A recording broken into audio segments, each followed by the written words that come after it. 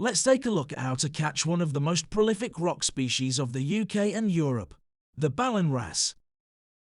We'll first look at Ballan Wrasse locations. We'll then discuss which are the best conditions to suit them on the day. We'll then go over some casting and features tips, followed by some tips on tackle and rigs. We'll then show you a selection of go-to wrasse baits. So where can we find Ballan Wrasse? For the UK, wrasse are found all the way around the Isles, but as they prefer rockier coasts, they are found in much better number along the western and southern stretches of coast. On the continent they can be found from Norway all the way down to Portugal.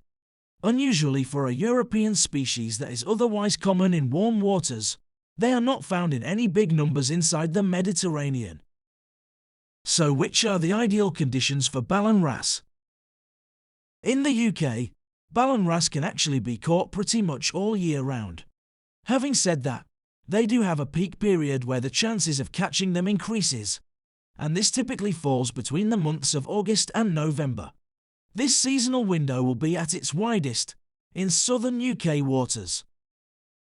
As Ballan Wrasse are a species that live very close within inshore waters, they are not overly affected by different sizes or types of tide. They can also be caught during any tidal phase, including the flood and the ebb. The one factor to choosing a tide for wrasse is whether or not the venue will be fishable. We have a dedicated video that covers in detail how tides generally work. We'll make sure to provide a link at the end of the video. The main key weather factor that is likely to affect wrasse fishing is wave action. They won't tolerate rough conditions and will temporarily move offshore until conditions resettle again. So what about casting and features? Wrasse will often be found in abundant numbers very close in. This can include in both shallow and deep bodies of coastal water. The key to finding them is making sure to fish heavily rocky ground that contains plenty of crevices and structure for them to hunt and hide. Common places include fishing from cliffs and rock ledges. Be sure to always be safety conscious when fishing from these venue types and only pick venues that are suitable. As well as the deeper ledges, wrasse can also be caught from the shallower rock marks amongst areas of rocky reef and weed beds. Due to their ambush style of hunting, fishing an area where there is some easy flow and movement to the water is often better than completely still conditions, though the main success factor to finding them is simply fishing the correct habitat. Now let's take a look at some suitable tackle for wrasse. As long casts won't be needed, it's possible to use a lighter spinning rod setup, but a good compromise between sport and power can be achieved by using a bass rod style setup that casts between 2 to 4 ounces. Using 20-pound mono mainline all the way through is ideal, though braid is also fine. You can also use as low as 15-pound mainline, though if so you would realistically want to use a decent length of mono rubbing leader to reduce abrasion and help to effectively land fish. Using light plain leads to match the rod's casting ability are all that's required. Even better, you can consider using cheap alternatives as tackle losses are to be expected. Alternatives include old spark plugs, old steel nuts and bolts, or even stone weights. The rig body should match the main line to help ensure that the rig does not break off at the top swivel. This ensures you will not lose your whole rig if you snag. The bait clip in this pic should not be included as we are not distance casting. You can use a standard lead clip at the bottom and simply tie your lead on using a short length of 12 pounds mono. Or even better, use a specialized rotten bottom clip that will keep your lead more supported during the cast.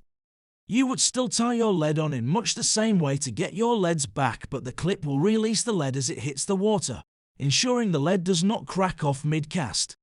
These basic style rotten bottom clips would be all that's needed for short range work. An 18-pound snood will provide decent strength while still ensuring you don't lose the whole rig should your snood snag.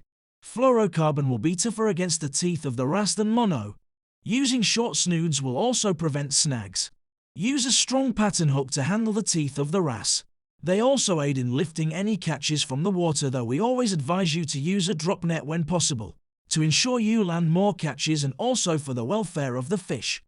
The size can be anywhere between 1/0 and 4/0, depending on the bait size you are using. Whole crab baits, for instance, will require a larger hook. If you did not wish to use this setup, then you could always simply use a three-way swivel at the top and use a link of mono leading down to your lead, which is directly tied onto the mono. And a snood can then be tied onto the middle eye of the three-way swivel. This is a very simple and cheap way to fish for wrasse. So what are our options for bait? Hardback crab are the top bait for larger wrasse. Small crabs of around 1 to 2 inches in diameter are ideal. Ragworm can also work as it gives good visual attraction, but they will tend to pick up the smaller fish. Failing this, you will also catch on lugworm if that's what you have. Ballan wrasse naturally hunt for limpets off the surface of rocks, so shellfish is definitely an option. Wrasse bites can be quick and you need to be ready to strike in and play the fish immediately. This is to prevent them crash diving and finding any snags. Hi guys, just a quick reminder. If you like my videos and find that you are learning some useful tips, please do remember to click the subscribe button just under this video. Subscribing is completely free. There's no sign-up process as it's all done at the click of a button. Also do remember to hit the like button if you find a specific video interesting and helpful. Doing these things really does help support the channel and allows me to keep making more and more helpful videos that will hopefully make your sessions that much more enjoyable. Thanks so much guys. As mentioned, if you'd like a better understanding of how tides work, we've provided a video link here. Be sure to check out our other videos on our channel page.